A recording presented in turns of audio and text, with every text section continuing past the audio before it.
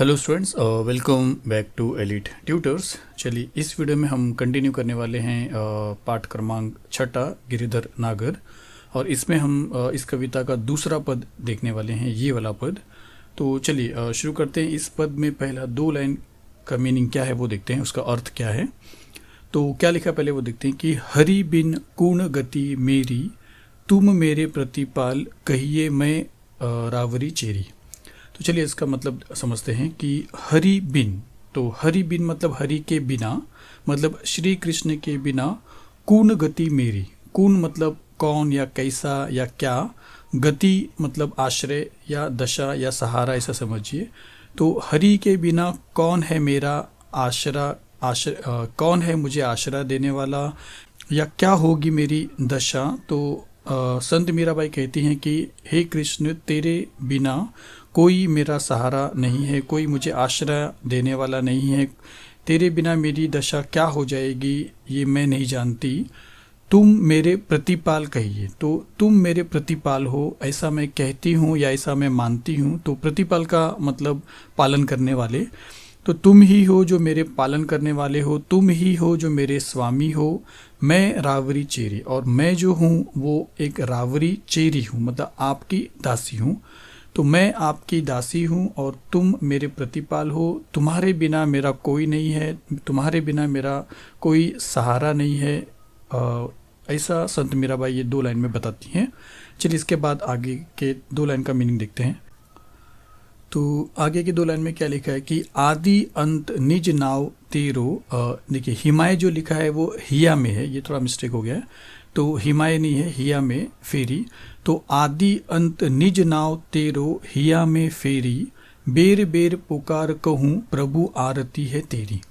चलिए इसका मीनिंग समझ लेंगे। तो आदि अंत मतलब पहले और बाद में इसका मतलब होता है। तो यहाँ पे इसका मतलब है कि हर पल, चाहे शुरुआत की बात करो चाहे अंत की बात करो, मतलब जीवन से लेके जीवन के ख़त्म होने तक, मेरे शरीर में जीवन जो जान है उसके होने से लेके उसके अंत तक, निज मतलब मैं, नाव तेरो मतलब नाम तुम्हारा, हिया में, हाँ हिमाय जो रॉन्ग है। तो हिया में मतलब हृदय में, फेरी मतलब यहाँ पे याद करना। तो आदि अंत मतलब हर पल मैं नाम तेरा, श्री कृष्ण का नाम अपने हृदय में फेरी मतलब याद करती हूँ।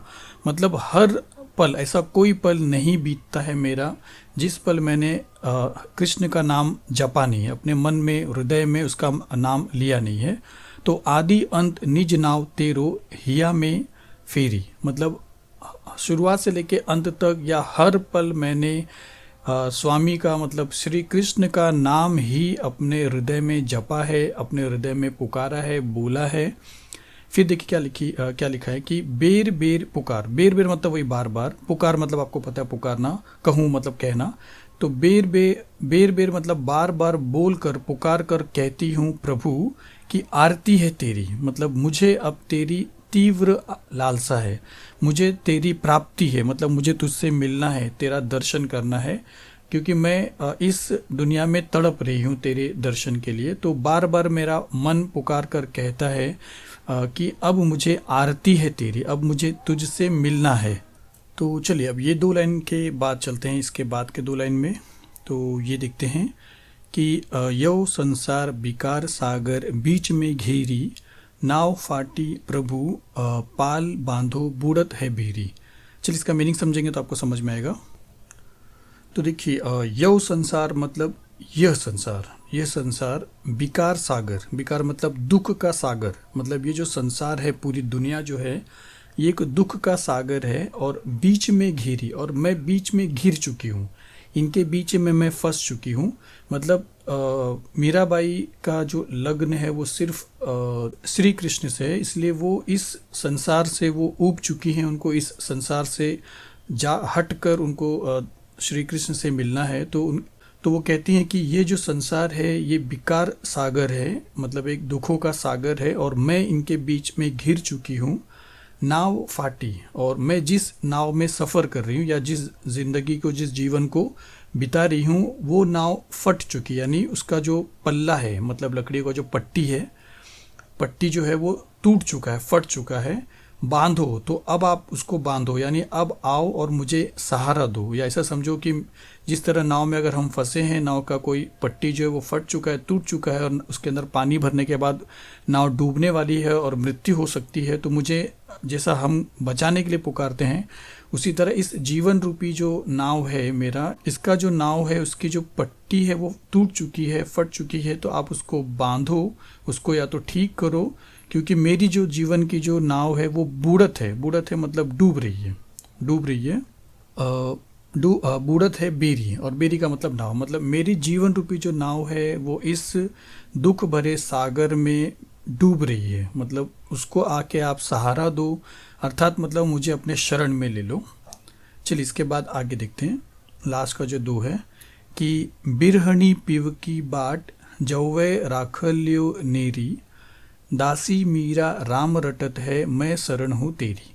अब देखिए बिरहणी का मतलब बिछड़ी हुई या बिछड़ी हुई, जो बिछड़ जाए अपने प्रियतम से, क्योंकि पिवकी का मतलब प्रियतम होता है, जिससे प्रेम होता है।